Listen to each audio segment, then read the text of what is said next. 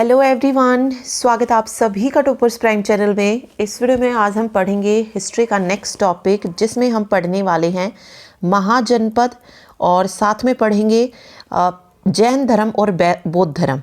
ठीक है, इनसे रिलेटेड जो भी इम्पोर्टेंट फैक्ट है पहले वो जानेंगे। उसके बाद जो क्वेश्चंस एग्जाम में पूछे गए हैं या एनसीईआरटी क्वेश्चन जो बनते हैं वो सब के सब जो हैं हम कवर करने वाले हैं। ओके, इसके अलावा जो भी बच्चे हरियाणा सीईटी की तैयारी कर रहे हैं और उसके लिए अपने मॉक टेस्ट लेना चाहते हैं, अपनी तैयारी को चेक करना चाहते हैं, तो परीक्षा ऐप पर जो है मॉक टेस्ट अवेलेबल है। इन मॉक टेस्ट को लेने के लिए आप हमारा कोड यूज़ कर सकते हैं। कोड है टॉपर्स50। अगर आप कोड को यूज़ करेंगे तो आपको 50% का मॉक टेस्ट पे ऑफ जो है मिल जाएगा। तो जो भी बच्चा इंटरेस्टेड हो, लेना चाहे, ले सकता है। ओके, चलिए आज हम महाजनपद पढ़ रहे हैं। तो सबसे पहले हम महाजनपद के बारे में ही बात करते हैं। तो 600 BC में जो थे 16 महाजनपदों का जो था उदय हुआ था। ठीक है, तो कौन कौन से महाजनपद थे, किसकी क्या थी, ये सब जो है हम इस वीडियो में जानने वाले हैं। ठीक है, देखिए सबसे पहले दिया है बौद्ध ग्रंथ, अंगुत्तर निकाय, जैन धर्म, भगवती सूत्र। महाजनपद काल की जो जानकारी है कि इस टाइम पर महाजनपद हुए, ये जानकारी हमें कहाँ से मिलती है? बौद्ध ग्रंथ, अंगुत्तर निकाय और महावस्तु। ठीक है, ये दो बौद्ध साहित्य हैं जहां से हमें पता चलता है कि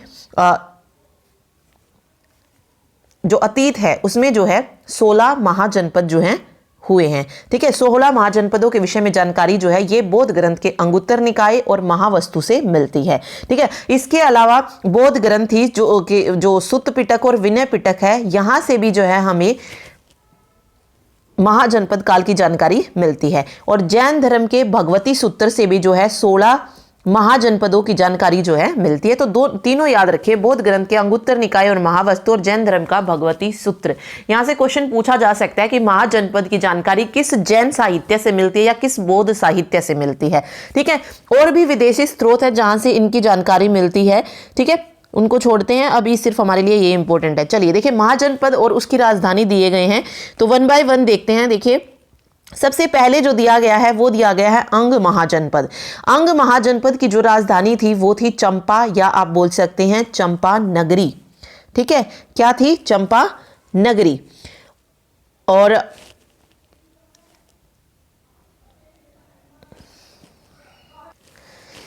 यहां पे आपसे पूछा जा सकता है कि बिंबिसार के समय अंग का जो शासक था वो कौन था? तो अंग का शासक था ब्रह्मदत्त। ठीक है, कौन था? ब्रह्मदत्त था। और ब्रह्मदत्त को जो था मगध के शासक हुए बिंबिसार।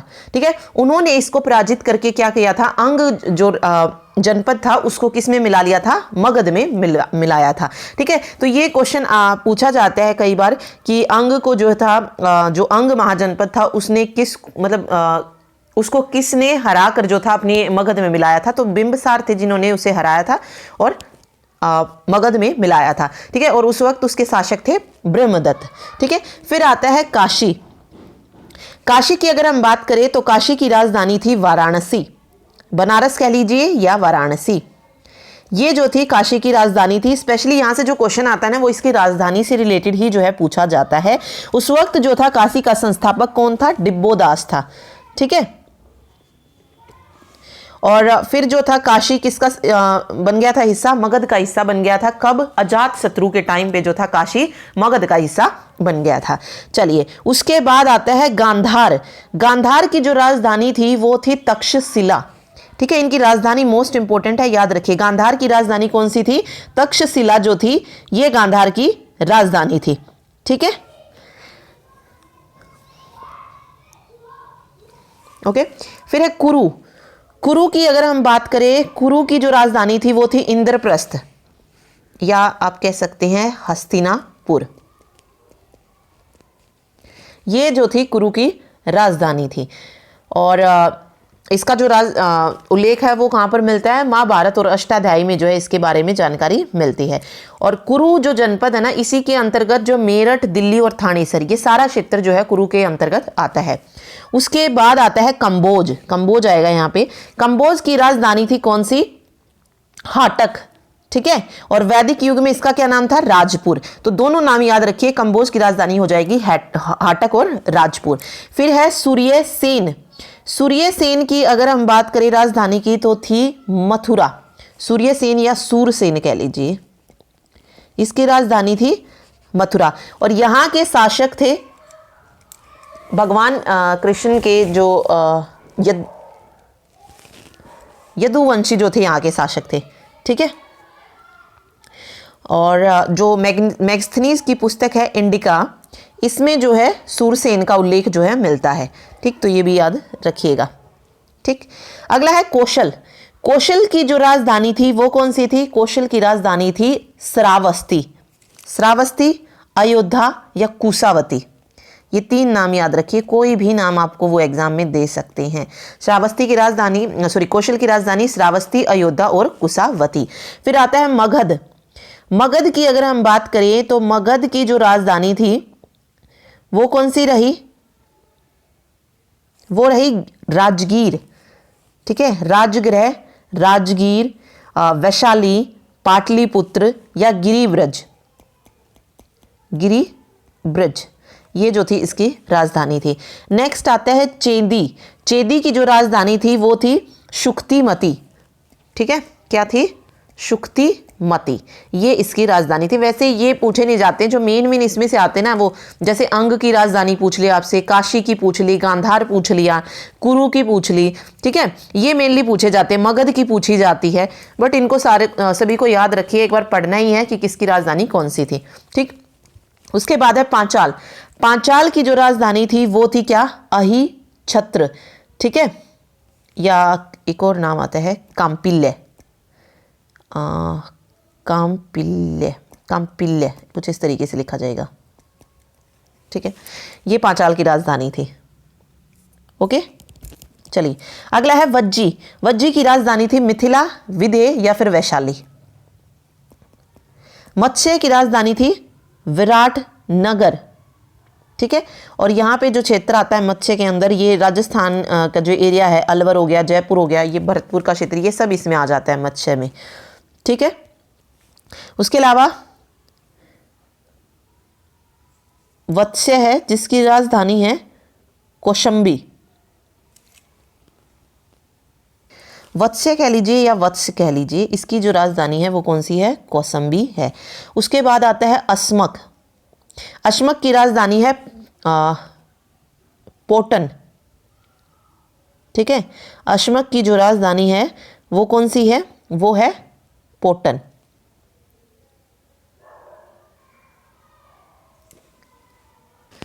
कोटन नहीं, यहाँ पे पोटन आएगा। इसके अलावा इसको और किस नाम से जानते हैं? पैथान के नाम से भी जाना जाता है। और इसका प्राचीन नाम जो था वो था प्रतिष्ठान। प्रतिष्ठान इसका जो था प्राचीन है। और ये जो है दक्षिण भारत का एकमात्र क्या है? महाजनपद था। कहाँ का? दक्षिणी भारत का। ठीक है, और किस किस नदियों के मध्य का ये भाग है, मतलब कहाँ पर स्थित है? नर्मदा और गोदावरी नदियों के बीच में जो है ये स्थित है। और इसकी जो स्थापना है अस्मक की, ये की गई थी किसके द्वारा? इक्वाकू वंश के शासक हुए हैं मूलक, उसके द्वारा जो थी इसकी स्थापना जो थी की थी। और ये याद रखिए क्योंकि ये एकमात्र दक्षिण भारत का महाजनपद है, तो यहाँ से क्वेश्चन आपसे पूछा जा सकता है। उसके बाद है अवंती। अवंती की जो राजधानी है वो है उज्जैन या महिष्मती, दक्षिणी क्षेत्र। ठीक है, और मल की राजधानी कौन सी रही है? मल की राजधानी रही है कुशीनगर, या आप कह सकते हैं इसको पावापुरी। ठीक है, और ये यही महाजनपद था जहां पर महात्मा बुद्ध को क्या हुआ था? महापरिनिर्वाण जो था प्राप्त हुआ था। ठीक है, इसी महाजनपद में, मल्ल में। तो पूछा जाए, वैसे पूछा जाता है ना कि कहाँ पर जो थे उनकी मृत्यु हुई थी, तो कुशीनगर में, तो महापरिनिर्वाण उन्हें यहीं पर प्राप्त हुआ था। तो ये 16 की 16 जो जनपद हैं, इनकी जस्ट आपको क्या याद रखनी है? सभी की जो भी राजधानी है सिर्फ वो आपको पता होनी चाहिए। अंग की चंपा हो गई, काशी की वाराणसी हो गई, तो मेन तो ज़रूर याद रखनी है। चाहे मगध है, वत्स्य है, मत्स्य है, ये सब जगह। अवंती भी इंपॉर्टेंट है यहाँ पे, तो उज्जैन हो जाएगी यहाँ पे। ठीक है, चलिए देखिए इससे रिलेटेड कुछ पॉइंट्स हैं। गणराज्य। गणराज्यों का विकास उत्तर भारत में लगभग 3000 साल पहले हुआ था। मगध, कौशांबी, वज्जी एवं हस्तिनापुर ये क्या थे? प्रमुख गणराज्य थे। अश्वमेध यज्ञ क्या होता था? गणराज्य जो हुए इसमें जो शासक होते थे उनका चुनाव करने के लिए एक अनुष्ठान किया जाता था, जिसमें अन्य सभी राजाओं को अश्वमेध यज्ञ कराने वाले राज्य की सर्वोच्चता माननी पड़ती थी या फिर उससे युद्ध करना जो था पड़ता था। तो मतलब पहले जो राजा चुना जाता था वो अश्वमेध यज्ञ के द्वारा चुना जाता था। फिर आते उत्तर वैदिक ग्रंथ, जिन ग्रंथों की रचना ऋग्वेद के बाद हुई। जो देखिए ऋग्वैदिक काल में जो हुई वो तो ऋग्वेद था ही, ठीक है, लेकिन कुछ ग्रंथ ऐसे भी हैं जो बाद में भी हुए, तो उन्हें उत्तर वैदिक ग्रंथ बोला जाता है। और इसमें जो 3 वेद आते हैं, सामवेद, यजुर्वेद और अथर्ववेद और अन्य ग्रंथ शामिल है, ये सब के सब क्या है? उत्तर वैदिक ग्रंथ है, ठीक है। उसके बाद आती है वर्ण व्यवस्था। जनपदों के काल में जो वर्ण व्यवस्था थी वो किस पर आधारित थी? जन्म पर आधारित थी। अब ये क्वेश्चन पूछा जा सकता है कि महाजनपद के काल में वर्ण व्यवस्था किस पर आधारित थी? तो जन्म पर आधारित थी। और समाज उस वक्त 4 वर्णों में बटा था, ब्राह्मण, क्षत्रिय, वैश्य और शूद्र, ठीक है। फिर बात आती है जन और जनपद क्या है? जो छोटे राज्य होते थे उस टाइम पर उन्हें कहते थे जन, और जो महायज्ञों का आयोजन करते थे, मतलब जो बड़े बड़े राज्य होते थे, उन राजाओं के राज्यों को क्या कहते थे? जनपद कहते थे, ठीक है। क्या कहते थे? जनपद कहते थे। फिर आता है चित्रित धूसर पात्र। ये जो पात्र होते हैं बहुत ही पतली सतह के सुंदर चित्रकारी वाले बर्तन होते हैं, जिनका प्रयोग कब किया जाता है? खास मौकों पर महत्वपूर्ण लोगों को भोजन खिलाने के लिए किया जाता था, ठीक है। महाजनपद देखिए 2500 साल पहले कुछ जनपद अधिक महत्वपूर्ण हो गए। इन जनपदों को क्या कर दिया गया? महाजनपद का नाम जो था दे दिया गया, ठीक है। गणराज्य क्या होता है? एक ऐसी शासन प्रणाली होती है जिसमें शासक का जो चुनाव होता है वो वंश पर आधारित न होकर किसके द्वारा किया जाता था? वोट डालकर किया जाता था। मगध क्या है? देखिए मगध सोन और गंगा नदियों वाला एक महत्वपूर्ण जो था जनपद था। आरंभ में इसकी राजधानी राजगृह थी, जिसे बाद में पाटलिपुत्र में स्थानांतरित कर दिया गया। तो अगर आरंभ में पूछा जाए तो इसकी राजधानी क्या थी? राजगृह, और स्थानांतरित किसमें की गई थी? पाटलिपुत्र में। फिर आते बिंबिसार और अजातशत्रु। ये मगध के 2 आरंभिक प्रमुख शासक थे। इन्होंने मगध की सीमाओं का विस्तार करने के लिए हर संभव प्रयास किया। इसके अलावा वज्जी भी एक महत्वपूर्ण जनपद था और ये आधुनिक बिहार में स्थित है, जिसकी राजधानी क्या थी? वैशाली थी, ठीक है। तो ये सारी चीजें जो है आपको याद रखनी है। चलिए अभी क्वेश्चंस देखते हैं। ये देखिए, आज से 3000 साल पहले लोग किस प्रक्रिया द्वारा राजा चुनते थे? तो कैसे चुनते थे? बड़े बड़े यज्ञ करके जो थे राजा को चुना जाता था। तो ऑप्शन सी यहाँ पे इसका करेक्ट आंसर हो जाएगा, ठीक है। चलिए नेक्स्ट देखिए, राजा बनने के लिए सबसे बड़ा यज्ञ होता था। कौन सा यज्ञ होता था? अश्वमेध यज्ञ होता था। अगला देखिए, अश्वमेध यज्ञ में किस जानवर को राजा के लोगों की देखरेख में स्वतंत्र विचरण के लिए छोड़ दिया जाता था? तो अश्वमेध यज्ञ में जो था, जो घोड़ा होता था उसको जो था विचरण के लिए छोड़ दिया जाता था, ठीक है। अश्वमेध यज्ञ कराने वाले राजा को क्या माना जाता था? तो शक्तिशाली माना जाता था, और जो उस घोड़े को पकड़ लेता था फिर उसे उसके साथ युद्ध करना पड़ता था। राजा के ऊपर पवित्र जल का छिड़काव कौन करता था? ठीक है, मतलब अश्वमेध यज्ञ जब होता था उस वक्त राजा के ऊपर पवित्र जल का छिड़काव किसके द्वारा किया जाता था? तो पुरोहित के द्वारा किया जाता था, ठीक है। ऋग्वेद के बाद रचे गए ग्रंथों को क्या कहते हैं? तो इसको कहा जाता है उत्तर वैदिक ग्रंथ। वैदिक काल में पुरोहितों ने समाज को कितने वर्णों में बांटा था? तो 4 वर्णों में बांटा था। वैदिक काल में किसको शूद्रों के समान माना जाता था? किसानों को, सैनिकों को, औरतों को या उपयुक्त सभी को? तो देखिए वैदिक काल में अगर मैं बात करूं तो जो शूद्र होते थे, शूद्रों के समान जिसको माना जाता था वो माना जाता था औरतों को, ठीक है। तो औरतों सही हो जाएगा यहाँ पे। शूद्रों के साथ साथ और किस वर्ग को वेदों का अध्ययन करने का अधिकार नहीं था पूछा है? तो औरतों को जो था वेदों का अध्ययन करने का अधिकार नहीं था, ठीक है। वैदिक काल में पुरोहितों के अनुसार वर्णों का निर्धारण किस आधार पर होता था? वर्णों का निर्धारण पूछा है कि किस आधार पर वर्णों का निर्धारण होता था? तो जन्म के आधार पर होता था, जो हमने ऊपर पढ़ा भी था, ठीक है। चित्रित धूसर पात्रों का प्रयोग किया जाता था। कब किया जाता था? खास मौकों पर महत्वपूर्ण लोगों को भोजन परोसने के लिए किया जाता था। वैदिक काल में महायज्ञ कराने वाला राजा बनता था। कौन बनता था? जन तो होते थे छोटे राज्य, अब महायज्ञ जो कराएगा वो तो किसका राजा बन जाएगा? जनपद का राजा बनेगा। तो बी ऑप्शन जनपद का राजा सही होगा। कौशाम्बी किला किस राज्य में स्थित है? कौशाम्बी जो किला है ये स्थित है कहां पर? यूपी में, उत्तर प्रदेश में।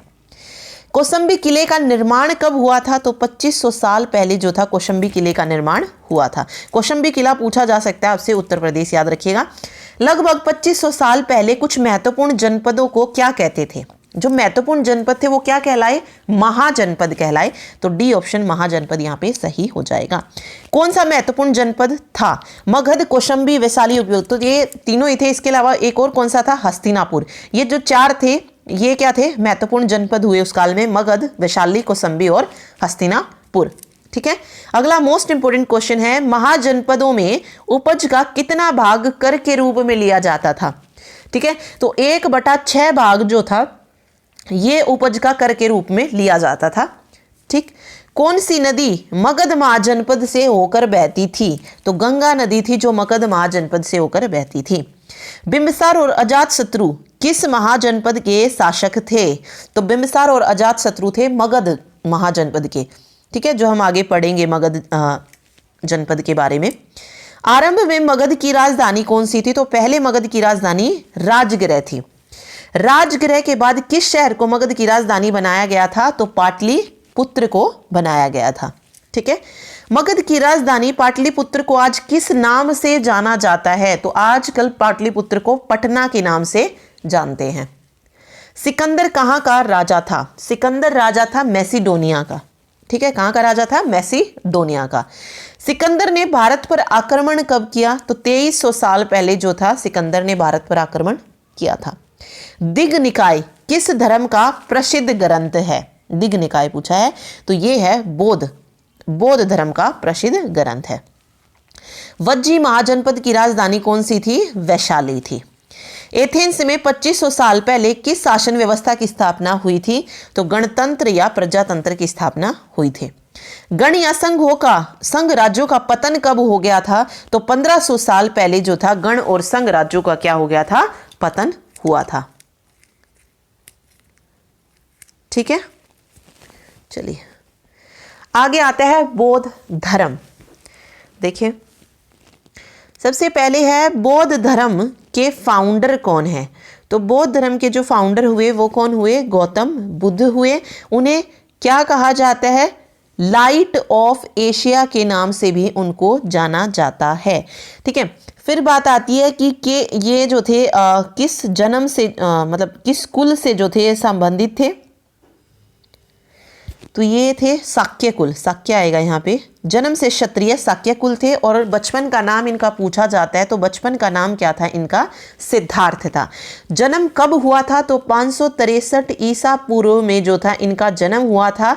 कपिलवस्तु नेपाल के लुम्बिनी नामक स्थान पर इनका जन्म हुआ था। इनके पिता का नाम भी पूछा जाता है, एग्जाम में क्वेश्चन आ चुका है। तो पिता का नाम शुद्धोधन था जो कि शाक्य कुल के थे। माता का नाम क्या था? महामाया था। और ये किस वंश से थी? कोलिया वंश या कोल वंश जो था ये इनसे रिलेटेड थी। और इनके जन्म के 7 दिन बाद ही जो थी इनके माता की मृत्यु हो गई थी। उसके बाद इनकी जो बहन थी प्रजापति गौतमी, उन्होंने जो थी इनकी देखभाल की थी सिद्धार्थ की। ठीक है, तो इनकी बहन का नाम क्या था? प्रजापति गौतमी। सिद्धार्थ की वाइफ का नाम क्या था? यशोधरा था। इनके पुत्र का नाम राहुल था। इनके सारथी का नाम जो था चन्ना था और इनके हॉर्स का नाम कंथोक था। ठीक है, घर छोड़ने से पहले मतलब जब इन्होंने ज्ञान प्राप्ति के लिए घर छोड़ा था 29 साल की एज में, उस वक्त तक इन्हें जो भी काम करना होता था वो अपने घोड़े का यूज जो थे उसमें करते थे। ठीक है, इनका बहुत प्रिय घोड़ा जो है माना जाता है। लेकिन जब इन्होंने घर छोड़ा ज्ञान प्राप्ति के लिए तो उस वक्त हॉर्स मतलब जो घोड़ा था उन्होंने भी जो थे अपने प्राण त्याग दिए थे। ठीक है, मतलब शोक की वजह से कह लीजिए उनका मतलब वो भी जो थे उन्होंने अपना शरीर जो था त्याग दिया था। ठीक है, तो हॉर्स इनका कंथोक था, सारथी इसका चन्ना था। जो सिद्धार्थ हुए उनके। ओके, 29 वर्ष की आयु में घर को जो था इन्होंने त्याग दिया गया था और इस घटना को क्या नाम दिया गया था? महाभिनिष्क्रमण। ठीक है, इनके घर त्यागने की जो घटना हुई उसको क्या नाम दे दिया गया? महाभिनिष्क्रमण। तो ये अलग अलग घटनाएं हैं तो थोड़ा सा डिटेल में हम पढ़ेंगे, इनको एक बार देख लेते हैं सारी चीजें। ठीक है, उसके बाद आता है देखिए अनोमा नदी के तट पर इन्होंने सन्यासी रूप जो था धारण किया था और महाज्ञान की प्राप्ति के लिए निकल पड़े थे। ठीक, देखिए राजगृह में अलार कालम और वैशाली में रुद्र रुद्रक्राम पुत्र, इनसे जो थी इन्होंने शिक्षा ग्रहण की थी। ठीक है, उसके बाद ये गया पहुंचे और 6 वर्षों की तपस्या के बाद सिद्धार्थ को गया में निरंजना नदी के तट पर जो था महाज्ञान की प्राप्ति हो गई थी। किसकी प्राप्ति हो गई थी? ज्ञान की प्राप्ति को क्या कहा गया है? निर्वाण कहा गया है। ठीक है, क्या कहा गया है? निर्वाण। महाज्ञान की प्राप्ति के बाद यह बुद्ध के नाम से जाने गए। बुद्ध ने अपना प्रथम उपदेश कहां पर दिया था? सारनाथ वाराणसी में दिया गया और पहले उपदेश को क्या नाम दे दिया गया? धर्म चक्र प्रवर्तन कहा गया। इसके बाद इन्होंने बौद्ध संघ की स्थापना जो थी सारनाथ में की थी। ठीक है, बौद्ध धर्म के जो थे त्रिरत्न हुए। कौन कौन से? बुद्ध, धम्म और संघ। ये त्रिरत्न है किसके? बौद्ध धर्म के। ठीक है, उसके बाद है मिनिमम एज है जो इसको ज्वाइन करने की, वो है 15 ईयर्स। बौद्ध संघ की गणपूर्ति जो थी वो 20 सदस्यों की थी, 1 शिष्य और 2 शूद्र, तपसु व मुल्क या कलिक, और 1 महिला शिष्य थी। इसमें गौतमी बुद्धा जो था इसका नाम था। ठीक है, इनके जो प्रसिद्ध शिष्य रहे वो कौन रहे? आनंद और उपाली जो थे इनके प्रसिद्ध शिष्य रहे हैं। बुद्ध ने अपने सर्वाधिक उपदेश जो थे ये श्रावस्ती में पाली भाषा में दिए और अपने जीवन के अंतिम समय में कुशीनगर पहुंचे और अपना उपदेश जो था ये किसको दिया था? सुबच्छ को दिया था।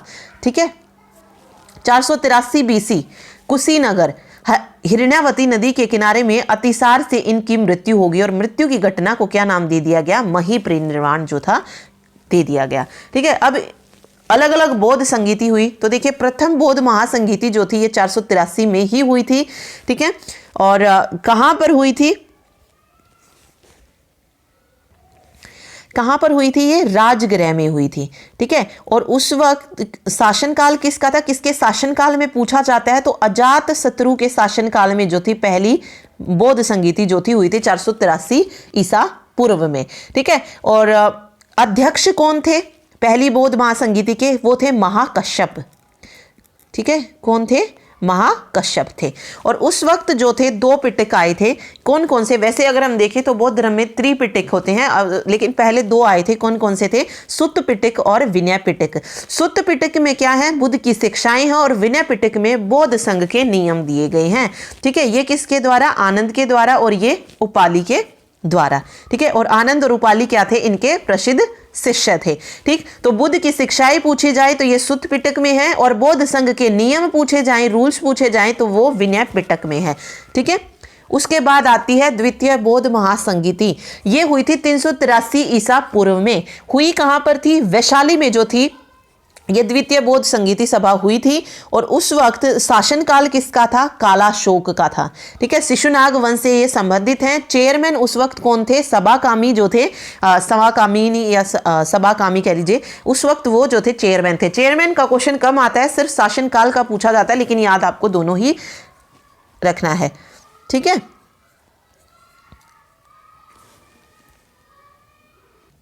काम देखिए इसमें क्या हुआ? फॉलोअर्स को डिवाइड कर दिया गया 2 पार्ट्स में, स्थावीर और महासंगिक में। ठीक है, कब? दूसरी बौद्ध महासंगीति में। फिर आती है तीसरी बौद्ध महासंगीति। इसमें देखिए क्या किया गया। इसमें पहली बात तो ये हुई कब? तो 251 BC में जो थी तीसरी जो बौद्ध महासंगीति थी वो हुई थी। और कहाँ पर हुई थी? पाटलिपुत्र में हुई थी। ठीक है, तीसरी कहाँ पर हुई थी? पाटलिपुत्र आएगा। पाटलिपुत्र में जो थी तीसरी बौद्ध संगीति सभा हुई थी। किसके शासनकाल में हुई थी? तो अशोक के शासनकाल में हुई थी। मौर्य वंश के शासक रहे हैं अशोक। और उस वक्त चेयरमैन कौन बने थे? मोगालीपुत्तिस्सम। मोगालीपुत्तिस्सम जो थे तीसरी बौद्ध महासंगीति सभा के क्या थे? अध्यक्ष थे। ठीक है, और काम क्या हुआ था? बौद्ध धर्म में तीसरी बौद्ध महासंगीति में क्या किया गया? बौद्ध धर्म में तीसरा पिटक भी जोड़ दिया गया जिसका नाम था अभिधम पिटक। ठीक है, चलिए फिर आता है अशोक के समकालीन बौद्ध भिक्षुओं की चौथी महासंगीति। और ये कब होती है? ईस्वी की प्रथम सदी में, यानी कि 78 AD। ठीक है, ईस्वी 78 ईस्वी आ जाएगा, 78 ईस्वी या 81 ईस्वी में। कहाँ पर हुई थी? कुंडलवन कश्मीर में जो थी ये हुई थी चौथी महासंगीति। और किसके शासनकाल में? कनिष्क के। और ये कुषाण वंश के जो थे राजा हुए हैं कनिष्क। चेयरमैन कौन थे, यानी कि अध्यक्ष कौन थे? वसुमित्र जो थे, वसुमित्र और अश्वघोष, ये जो थे चौथी महासंगीति सभा के क्या थे, अध्यक्ष थे।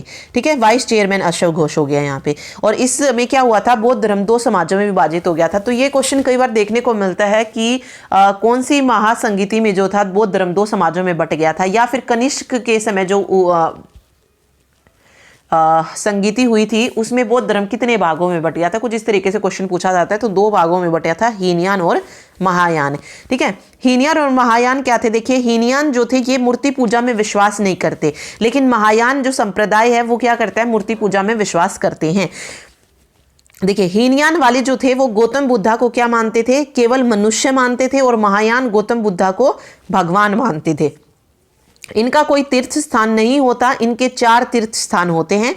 हीनयान श्रीलंका, इंडोनेशिया और म्यांमार में अधिक पाए जाते हैं, और महायान जो बाकी स्थान बच रहे हैं वहां पर महायान संप्रदाय ज्यादा पाया जाता है। ठीक है, चलिए आगे आता है जैन धर्म। जैन धर्म में 24 जो है टोटल तीर्थकर जो थे हुए हैं। ठीक है, फर्स्ट जो तीर्थकर हुए वो कौन रहे, ऋषभदेव रहे, और इनके पुत्र थे भरत और गोभट्टेश्वर। इनके हाथों में जो था 200 हाथियों का जो था बल था। तो फर्स्ट आपको बस याद रखना है, ऋषभदेव जो थे ये पहले तीर्थकर हुए। 23वें कौन से हुए, पार्श्वनाथ हुए थे। इनकी मृत्यु जो थी ये संवेद पर्वत पर हुई थी, और 100 वर्ष की उम्र में जो थे 4 महाव्रत इन्होंने दिए थे। कौन कौन से, सत्य, अहिंसा, अस्ते और अप्रिय। अस्ते मतलब चोरी न करना। ठीक है, बाकी जो फिर अब महाव्रत आए वो किसने दिए थे, महावीर स्वामी ने दिए थे। तो 4 जो याद हैं आपको रखने हैं, ये किसने दिए थे, पार्श्वनाथ ने दिए थे। फिर आते हैं 24वें तीर्थकर जो कि रहे महावीर स्वामी, और अंतिम थे जिनका जन्म 540 BC कुंडग्राम वैशाली में जो था इनका जन्म हुआ था। ठीक है, बचपन का नाम क्या था, बचपन का नाम था इनका वर्धमान। पिता का नाम सिद्धार्था था और ये ज्ञातक कुल के थे। माता का नाम त्रिशला था, पत्नी का नाम यशोदा था, पुत्री का नाम प्रियदर्शना या अनुजा था, और दामाद का नाम था जमाली। ठीक है, तो ये सारी पॉइंट्स आपको पता होनी चाहिए। और 30 वर्ष की आयु में वृद्धमान ने अपना गृह जो था वो त्याग दिया था, और इनकी सबसे पहली मुलाकात जो थी मखली गोशाल से हुई थी। ठीक है, आजीविक संप्रदाय से थे, इस व्यक्ति से जो थी इनकी पहली मुलाकात हुई थी। उसके बाद देखिए 12 वर्ष की तपस्या के बाद वृद्धमान को जुम्बिका ग्राम में ऋजुपालिका जो नदी थी उसके तट पर जो थी ज्ञान की प्राप्ति हुई थी, ऋजुपालिका नदी के तट पर। ओके ओके, कैवल्य केवलिन जिन ने और निग्रंथ कहा है कि जब वृद्धमान को यानी कि महावीर स्वामी को जब ज्ञान प्राप्ति हो गया था तो उनको अलग अलग नामों से जाना गया। जैसे जिन, जिन का मतलब होता है विजेता। ठीक है, निर्ग्रंथ, निर्ग्रंथ मतलब बिना बंधन के, बंधन रहित आप कह सकते हैं इसको। ओके, इसके अलावा केवलिन कहा गया, अरहत कहा गया। अरहत का मतलब क्या होता है, पूज्य होता है। ठीक है, तो अलग अलग नामों से जो था इनको जाना गया था। और इनके जो प्रथम शिष्य बने थे वो कौन बने थे, जमाली, जो कि क्या थे, इनके दामाद थे। और महिला जो पहली शिष्य बनी वो कौन थी, चंदना थी। ठीक है, प्राचीन काल में जैन धर्म का जो प्रमुख केंद्र था वो कौन सा था, तो वो था मथुरा। मगध में जैन धर्म का प्रचार करने के लिए इन्होंने अपने 11 शिष्यों को नियुक्त किया था। 11 गणधर बनाए थे, किसके लिए, मगध के लिए। ठीक है, देखिए आर्य सुदर्शन ये महावीर स्वामी की मृत्यु के बाद जीवित रहने वाला इकलौता क्या था, गणधर था। और ये first chairman of Jain union Arya Sudharman. 468 BC में महावीर स्वामी की मृत्यु कहां पर हो गई थी, पावापुरी में हुई थी। और 300 BC में मगध स्थूलभद्र, श्वेताम्र भद्र, बहु दिगंबर, ये देखिए ये क्या है, देखिए 300 BC की अगर मैं बात करूं तो 300 ईसा पूर्व में क्या हुआ था, मगध में जो था 12 वर्ष का क्या पड़ा था, अकाल पड़ा था।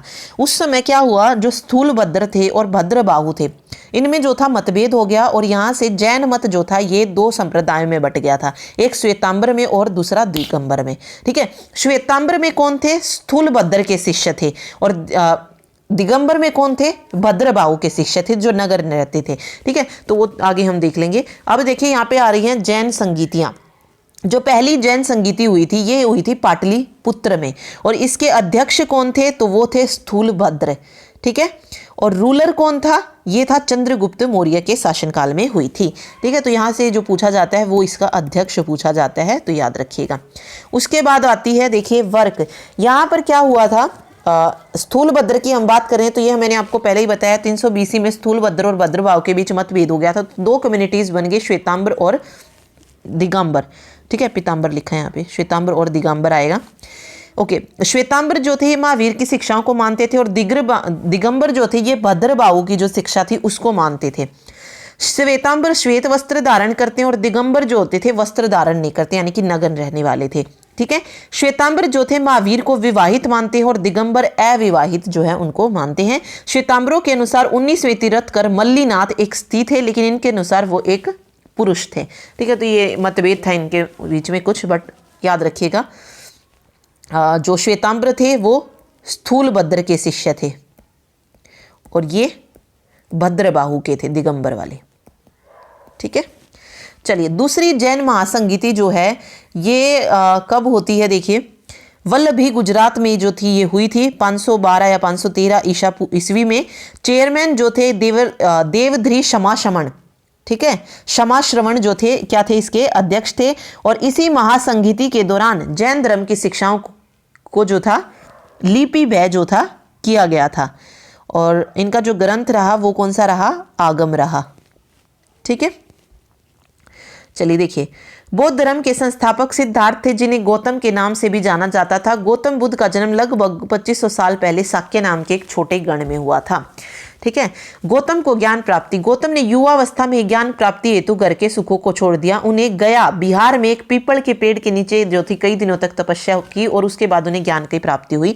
इसके बाद वे बुद्ध के रूप में जाने लगे।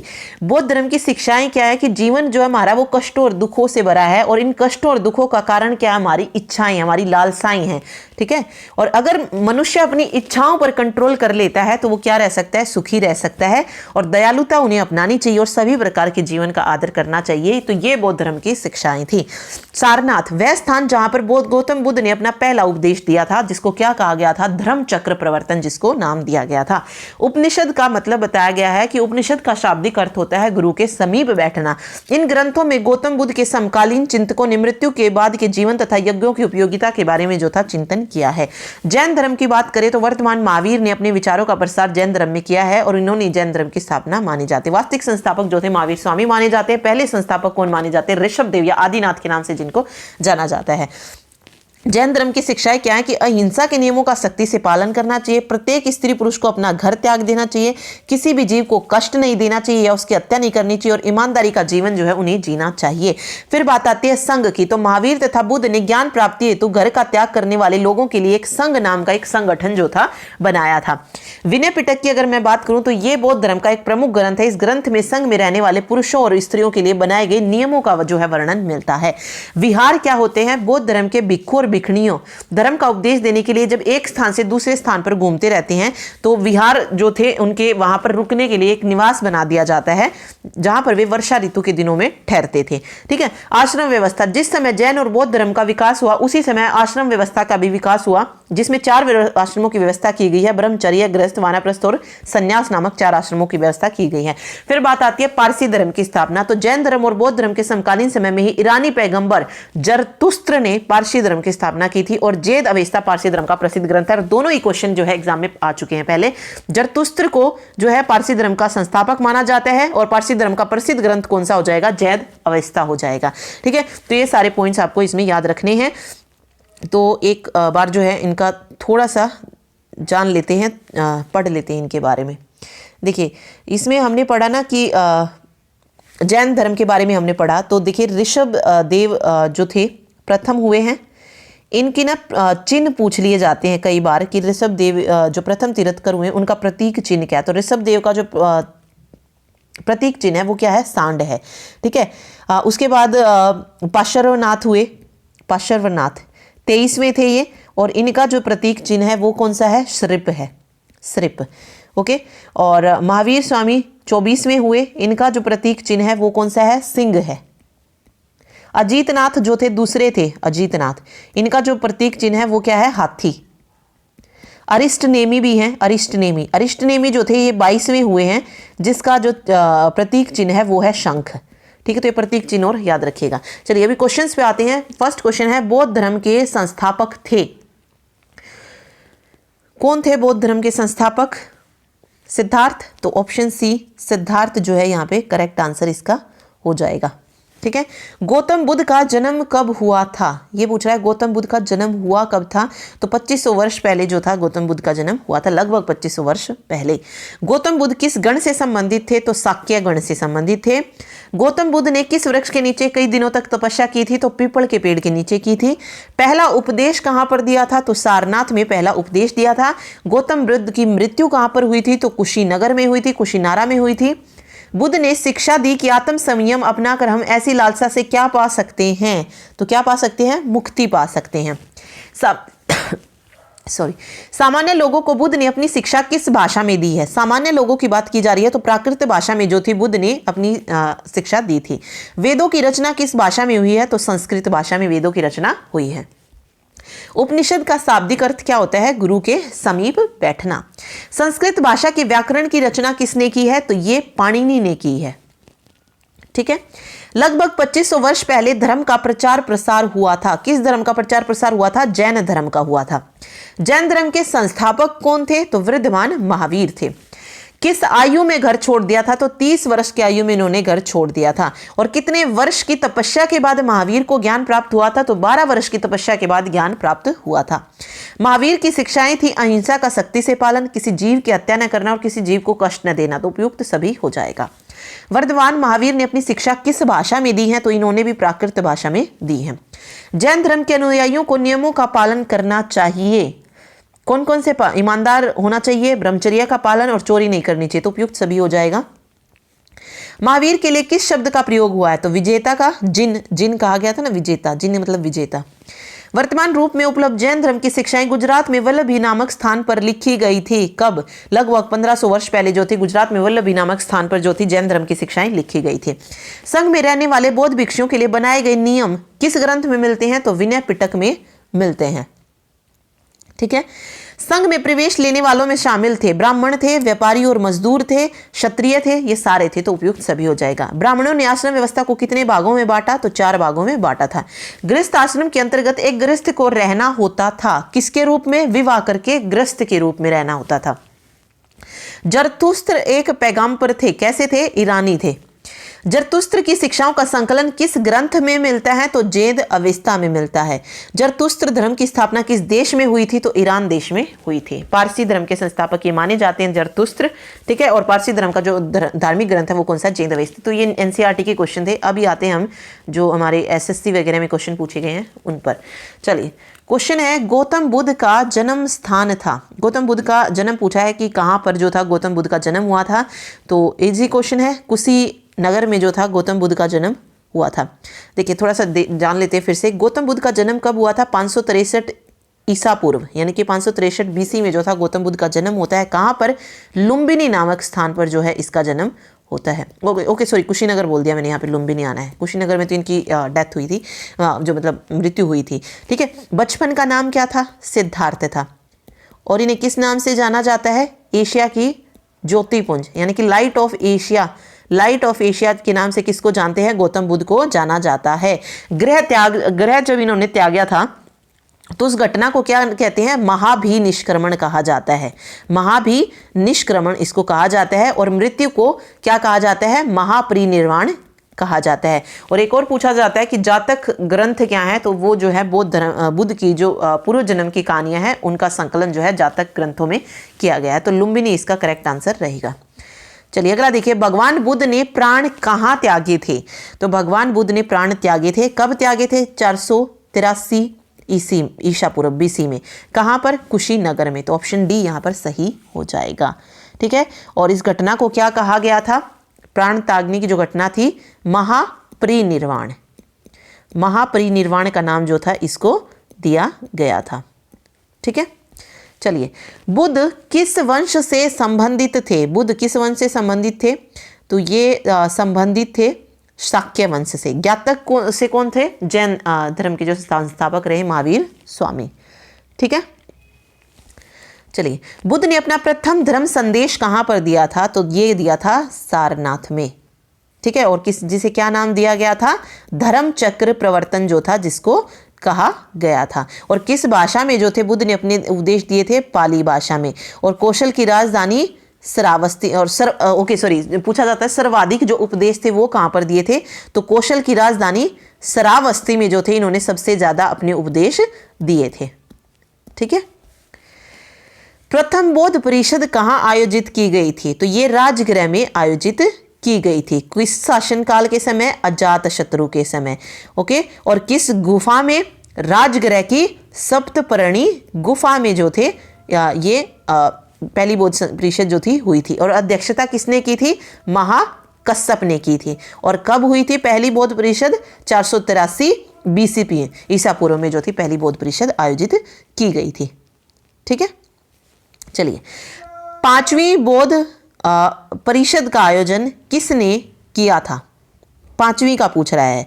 देखिए 4 तक तो हमने पढ़ा था, अशोक के में तीसरी हुई थी, कनिष्क के समय चौथी हुई थी, तो पांचवी किसके टाइम पे हुई थी, हर्षवर्धन के समय हुई थी। ठीक है। हर्ष के समय पांचवी बौद्ध परिषद का आयोजन कहां पर किया गया था, कन्नौज में किया गया था। ठीक है। ओके, और कनिष्क के समय कौन सी थी, चौथी थी, अशोक के समय तीसरी थी। बुद्ध का अर्थ क्या होता है, बुद्ध का अर्थ होता है ज्ञान प्राप्त।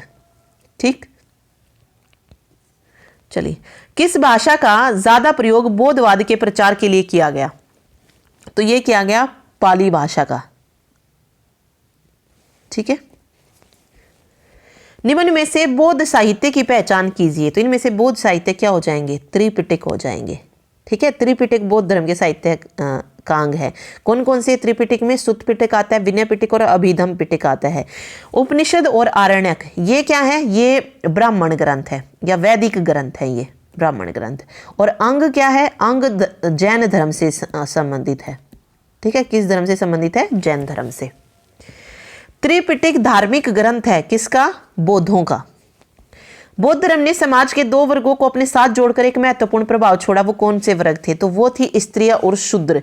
ठीक है। क्योंकि उन्हें जो था वेद पढ़ने का वो नहीं था, लेकिन बौद्ध धर्म ने जो था मतलब वेदों का अध्ययन करने का अधिकार इन्हें नहीं था, तो बौद्ध धर्म ने जो था इन्हें अपने साथ जोड़ा था, तो वो थी स्त्रियां और शूद्र। ठीक है। चलिए, अजंता कलाकृतियां किससे संबंधित हैं, अजंता की कलाकृतियां संबंधित हैं बुद्ध से, तो यहां पे आ जाएगा गुप्त कला से। नहीं, 1 मिनट, हाँ गुप्त कला से है, और इसमें बुद्ध से संबंधित जो कहानियां हैं उनको चित्रित किया गया है। बुद्ध ने अपना प्रथम प्रवचन कहाँ दिया था, तो सारनाथ में पहला प्रवचन जो था दिया गया था। प्रथम प्रवचन सारनाथ के ऋषिपत्तनम में। ठीक है। और इसको क्या कहा गया है, धर्मचक्र प्रवर्तन कहा गया है। बौद्ध धर्म किन मतों पर विश्वास करता है, कि दुनिया दुखों से भरी है, तो बिल्कुल दुनिया दुखों से भरी है। लोगों को दुख उनकी इच्छाओं के कारण होती है, ये भी सही है। अगर इच्छाओं पर काबू पा लिया जाए तो निर्वाण मिल जाएगा। ईश्वर और आत्मा के अस्तित्व को स्वीकार करना चाहिए, नहीं, ये उनकी के मत नहीं थे। ठीक है। तो A, B और C जो है इसका करेक्ट आंसर रहेगा। चित्रकला की गांधार शैली का सूत्रपात किसके द्वारा किया गया था, तो ये किया गया था महायान संप्रदाय के द्वारा, चित्रकला की गांधार शैली। और किस शासन के टाइम पर जो थी चित्रकला अपने चरमोत्कर्ष पर थी, कनिष्क के शासन काल में। ठीक है।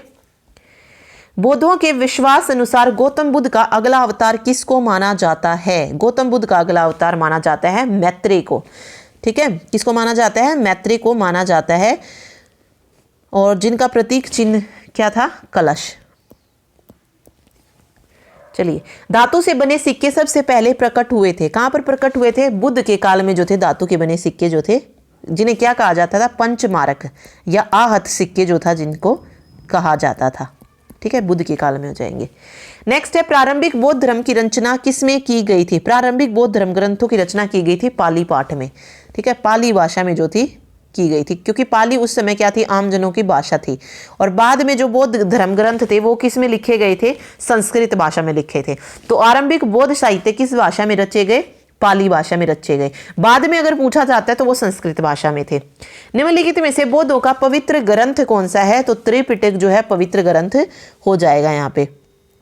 ठीक है। चलिए, और बाकी आपको पता है त्रिपिटक की अगर मैं बात करूं तो सबसे पहले आता है सुत्त पिटक। सुत्त पिटक में क्या है, बौद्ध धर्म के उपदेश हैं। विनय पिटक में नियम दिए गए हैं संघ में रहने वालों के लिए। और अभिधम पिटक में क्या है, बौद्ध दार्शनिक जो सिद्धांत है, बौद्ध दार्शनिक सिद्धांतों का वर्णन जो है अभिधम पिटक में किया गया है। ठीक है। निम्नलिखित में से किसके शासनकाल के दौरान प्रसिद्ध अजंता गुफाओं में उत्कीर्णन का काम सबसे पहले शुरू किया गया था? किसके शासनकाल के दौरान प्रसिद्ध अजंता गुफाओं में उत्कीर्णन का काम सबसे पहले किया गया था? तो ये किया गया था सातवाहन। ठीक है, सातवाहन काल में जो था ये शुरू हुआ था। निम्न में से कौन सा एक भारत में उत्पन्न सबसे बाद वाला बौद्ध धर्म का ग्रंथ है? तो सबसे बाद वाला पूछा है इसने, तो वो है वामसात पाकसीनी। ठीक है, जो सबसे बाद में रचा गया। बौद्ध धर्म में बुल का संबंध बुद्ध की जीवन की किस घटना के साथ है? तो हर एक घटना के साथ किसी न किसी चीज का संबंध है। जैसे जन्म की अगर मैं बात करूं तो जन्म का संबंध किस उससे है, कमल और सांड से है। कमल व सांड से जो है बुद्ध के जन्म का संबंध है। उसके बाद आता है गृह त्यागना। गृह त्यागने को क्या कहा गया था? महाभिनिष्क्रमण। ठीक है, महाभिनिष्क्रमण को आप क्या कह सकते हैं? गृह त्याग। और घोड़ा जो है ये गृह त्याग से है। ठीक है, घोड़ा मैंने आपको बताया था, जैसे इन्होंने घर त्यागा था इनके घोड़े की भी जो थी मृत्यु हो गई थी। ठीक है, तो घोड़ा जो है गृह त्याग का है। ज्ञान का, यानी कि आप कह सकते हैं ज्ञान, ज्ञान किससे रिलेटेड है? पीपल के वृक्ष से। ठीक है, और स्तूप का संबंध महापरिनिर्वाण। महापरिनिर्वाण का संबंध किससे है? मतलब प्रतीक चिन्ह क्या है? स्तूप है। ठीक, और पद चिन्ह किससे रिलेटेड है? इसके निर्वाण से रिलेटेड है। ठीक है, तो यहां पे रहेगा बुल का संबंध पूछा है तो जन्म से हो जाएगा। अफगानिस्तान में बुद्ध की 2 विशाल मूर्तियों को निम्नलिखित में से किस स्थान पर नष्ट किया गया था? तो ये किया गया था बामियान में। ठीक है, जिसे किसने ध्वस्त किया था? तालिबानियों ने जो था, जिसको नष्ट किया था तालिबानियों ने। बुद्ध ने निम्नलिखित में से किस स्थान पर महापरिनिर्वाण प्राप्त किया था? महापरिनिर्वाण प्राप्त किया था कुशीनगर में, यानी कि जो उनकी मृत्यु हुई थी वो कहां पर हुई थी?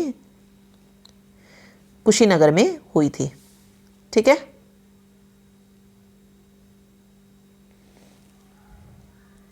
भारत में 5वीं शताब्दी के प्राचीन विश्वविद्यालय की स्थापना कहां पर की गई थी?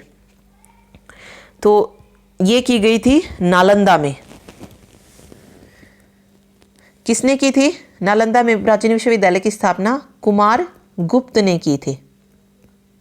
ठीक है, और जो चीनी यात्री आया था हेन सांग, इन्होंने जो था 18 महीने रहकर जो था यहाँ पे क्या किया था? अध्ययन किया था। ठीक है,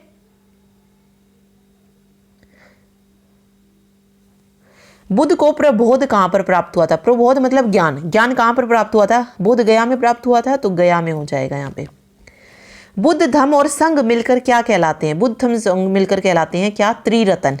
ठीक है, त्रिपिटक अलग हो जाएगा, त्रिरत्न होते हैं ये 3 रत्न जो हैं बौद्ध धर्म के, बुद्ध, धम्म और संघ।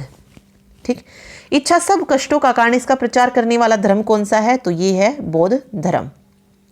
निम्न में से कौन सा शासक बुद्ध का समकालीन था? उदयन, अजातशत्रु, बिंबिसार और महापद्मानंद। तो बुद्ध के समकालीन शासकों में कौन कौन आता है? बिंबिसार भी थे, अजातशत्रु भी थे और उदयन भी थे। ठीक है, तो यहाँ पे पूछना था कौन सा शासक बुद्ध का समकालीन नहीं था? तो वो था महापद्मानंद। बाकी तीनों जो थे उसके समकालीन थे, तो महापद्मानंद बुद्ध का समकालीन नहीं था। तमिल का गौरव ग्रंथ जीवक चिंतामणि किस धर्म से संबंधित है? जीवक चिंतामणि संबंधित है जैन धर्म से। ठीक है, ये तमिल का गौरव ग्रंथ है जीवक चिंतामणि, ये जैन धर्म से संबंधित है। जैनियों के पहले तीर्थकर कौन थे? तो पहले तीर्थकर थे कौन? ऋषभ देव थे। ठीक है, जिनकी मृत्यु कहां पर हुई थी? कैलाश पर्वत पर हुई थी। महावीर कौन थे? महावीर 24वें तीर्थकर थे। लॉर्ड महावीर की मृत्यु कहां पर हुई थी? तो ये पावापुरी में हुई थी, जो किसकी राजधानी थी? मलगर्ण राज्य की राजधानी थी। महावीर की माता कौन थी? तो त्रिशला जो था ये महावीर की माता का नाम था। यशोदा इनकी वाइफ का नाम था। अनुजा जो था, अनुजा कौन थी?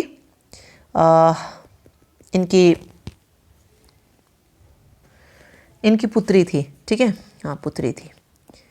और जिनके इनके दामाद थे जमाली, जो कि महावीर स्वामी के पहले शिष्य बने थे। लॉर्ड महावीर का 26वां जन्मोत्सव जो था ये कब मनाया गया था? तो 26वां जन्मोत्सव जो था ये 2000 ईस्वी में जो था मनाया गया था, तो 2000 यहाँ पे सही हो जाएगा। ठीक है। महावीर का जन्म किस नाम के क्षत्रिय गोत्र में हुआ था? तो ज्ञात्रिक कुल में हुआ था इनका जन्म। जैन साहित्य को क्या कहा जाता है? तो जैन साहित्य को क्या कहा जाता है? अंग कहा जाता है, या आगम जो है इसको कहा जाता है। इसके अंतर्गत जो है 12 अंग हैं, 12 उपांग हैं, 10 प्रकीर्ण हैं, ठीक है, 6 छेद सूत्र हैं और 4 जो है मल सूत्र हैं। ठीक। और बौद्ध साहित्य जो होते हैं उनको त्रिपिटक कहा जाता है। तो जैन साहित्य को अंग कहा जाता है, या आगम कहते हैं। प्राचीन भारत का प्रसिद्ध वह शासक कौन था जिसने अपने जीवन के अंतिम दिनों में जैन धर्म अपना लिया था? तो चंद्रगुप्त थे, जिन्होंने अपने जीवन के अंतिम दिनों में किसको अपनाया था? जैन धर्म को।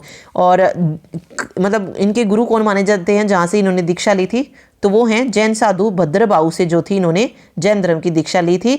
और इन्होंने अपना शरीर जो था वो कहाँ पर त्यागा था? श्रवण बेलगोला में जो थी इनकी डेथ हुई थी चंद्रगुप्त मौर्य की। ठीक है।